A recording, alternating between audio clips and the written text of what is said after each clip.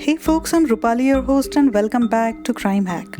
So far, we have seen that the amateur detective brothers Raj and Sandy have taken on their first case ever. They're trying to find out who beat up their friend Aakash and why. But in doing so, they have gotten beaten up themselves, and while Raj takes a break to heal, Sandy tries to work on his own. Initially, they think that the girl Priya was involved because the attackers had mentioned her name to Aakash.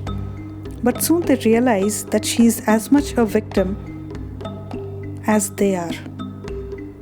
She joins hands with them and finds a ring at Aakash's ambush site. It turns out that the ring belongs to a guy in her locality and he probably likes her. When Priya tells this to Sandy, she says she will point out the guy to him the next day.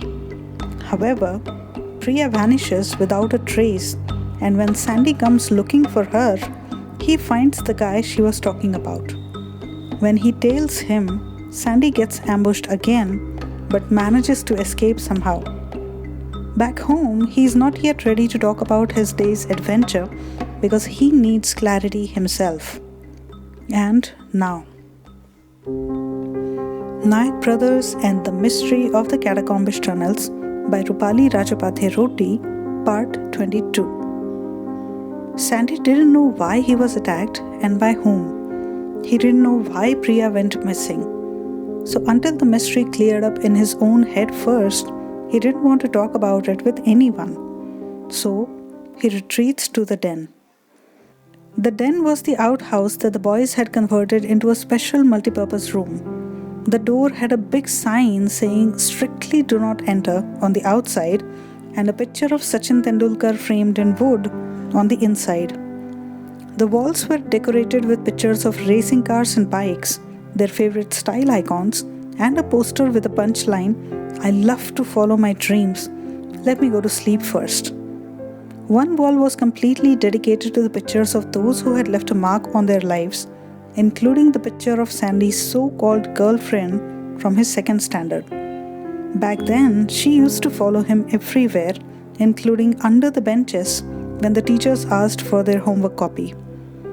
The mere memory that the picture conjured was embarrassing enough for Sandy and hilarious for the rest of the family, and it had survived through many years on that wall.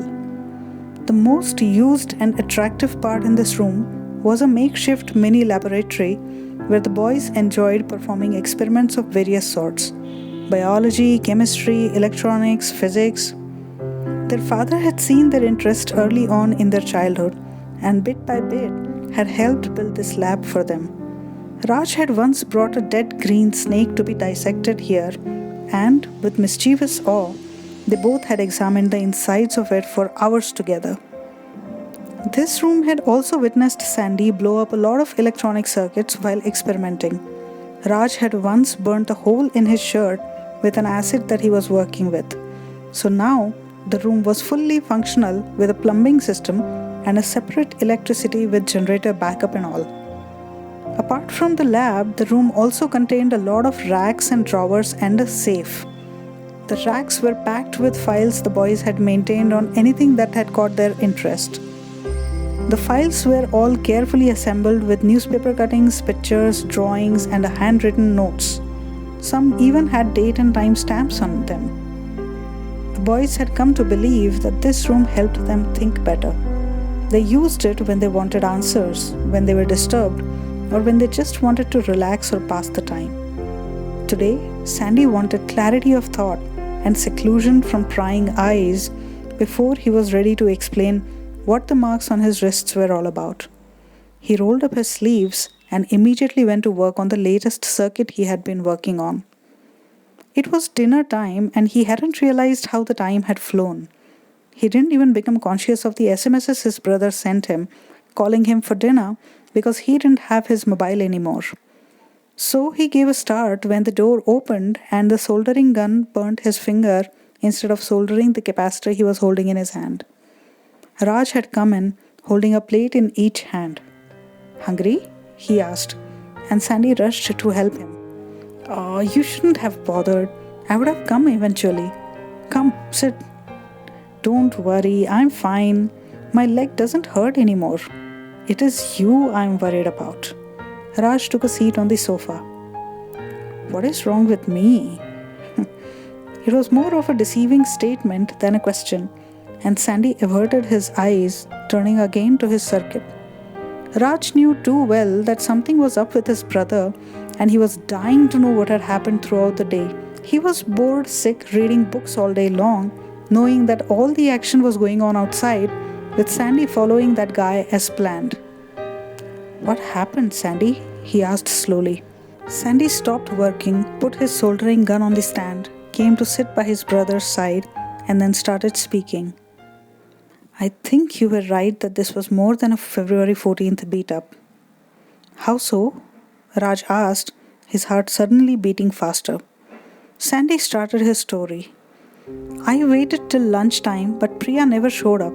So I went to her house and found that she had gone missing after dinner last night. What? Raj was flabbergasted. Sandy met his eyes, nodded, then continued.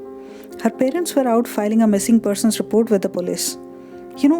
All this while I was wondering why Priya went missing. If it was just one admirer beating up another, then Priya should have been kept out of it. Right? Raj also became pensive now. Sandy continued. Their neighbor pointed out the house of the guy we were after, Tushar. I found him and I followed him, thinking that he was leading me to the gang's hideout. But he led me right into a trap. He looked away, trying to avoid Raj's non-flickering gaze. Raj looked on grimly and set his jaw. Sandy continued. I was conked on the head, couldn't see who did it, and when I woke up, I found myself tied and gagged in a rotting old mansion. But I managed to free myself. He gave a weak smile and then continued. Before Deepak came to my rescue. Deepak? Raj was surprised. What was he doing there? I didn't know Priya's address. I figured Deepak would know for sure, so we had gone together. But halfway there, Deepak panicked and got off the bike. Later, he mustered the courage enough to come help, just in case I needed it. Luckily, he saw me following our guy and someone else following me.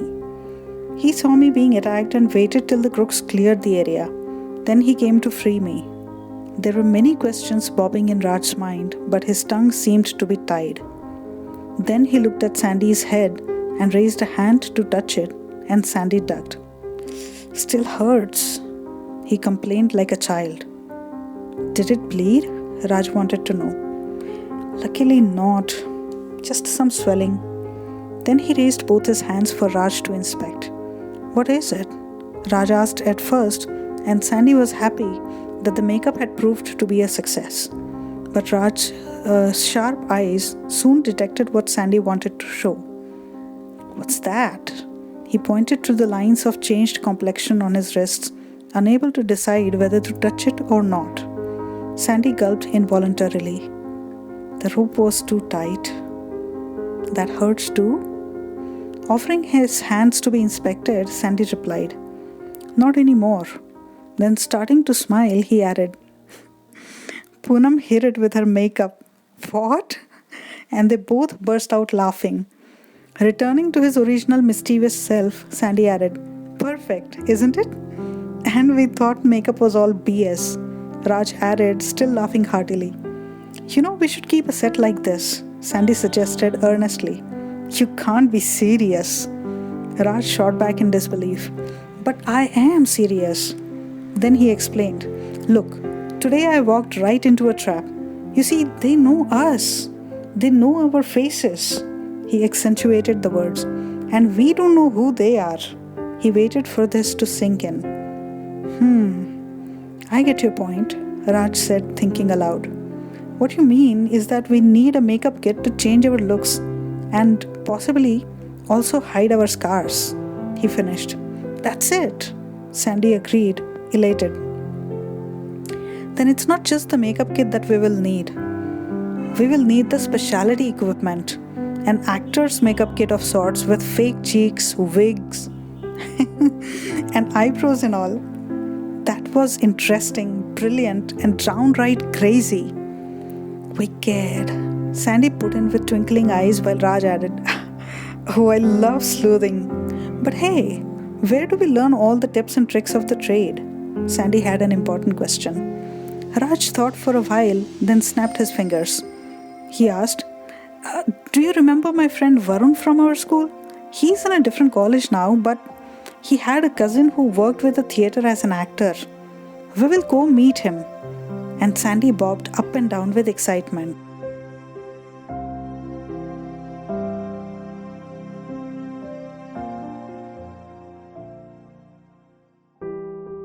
So friends, if you like the story so far, please subscribe, click the bell icon, support the channel, and don't forget to share.